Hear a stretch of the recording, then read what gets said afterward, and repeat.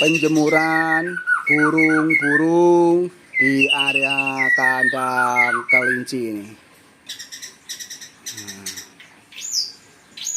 Jadi untuk kandang kelinci sendiri menghadap ke selatan, namun untuk matahari dari arah sana bisa masuk ke sini kawan.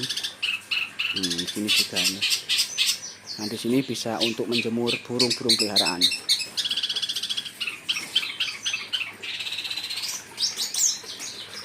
Sambil ngopi santai.